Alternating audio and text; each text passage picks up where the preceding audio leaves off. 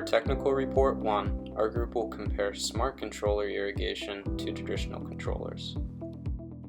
Smart controllers utilize built-in programming to determine the optimal amount of water needed for grass, trees, and other small plants.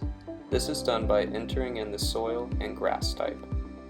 The controller can sync up with cloud weather data as an additional factor to determine the daily water needs, meaning it'll know when it's already raining and it won't turn on the irrigation system. Our client will be the board members for the City of Tempe, in charge of making financial decisions. The board members have been tasked to decide what to do with the budget they set aside to replace the existing irrigation system for Tempe Beach Park. They have hired our consulting firm to make a recommendation. Hi everyone, I'm Solito and I'm in the group Smart Irrigation. My code is 7544. My responsibility is reference, citation, and researching.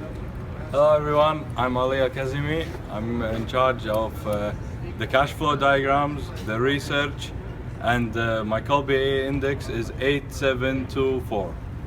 Hello everyone, my name is Muhammad Al-Rumi. My COBA is 6544. My responsibilities for this project is to create the introduction and make all the graphs and the summary.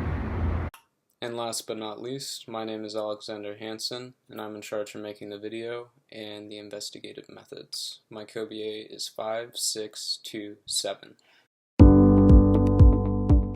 To get a better idea of our site, we utilize Google Earth Pro to establish how much of the park has grass.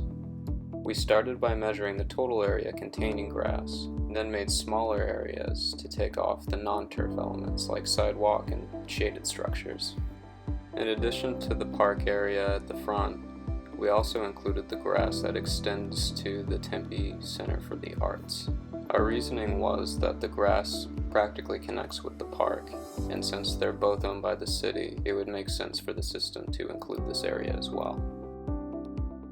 We initially measured 13 acres for the park area. This included the sidewalks. Once we removed them, we got this number down to 10.5 acres, which is roughly 460,000 square feet.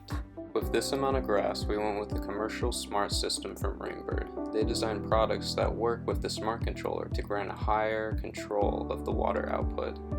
To reduce costs, we decided to avoid doing a total gut of the existing system and simply replace the sprinkler heads.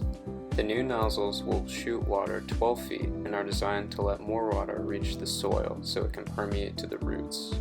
It does this by keeping the water droplets larger to avoid misting. The larger droplets have a more difficult time evaporating, which means more water for the grass.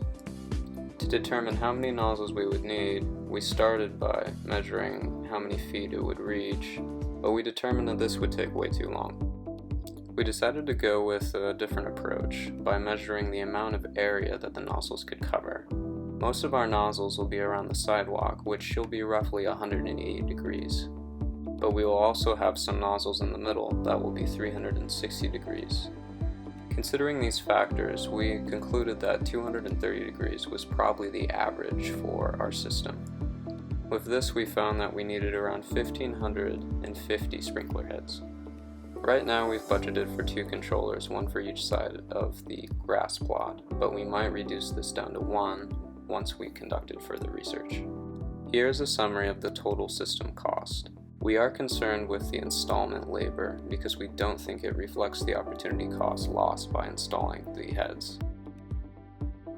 A major obstacle we've encountered is how much water the park is currently using. The cost savings of our water system would be solely dependent on usage.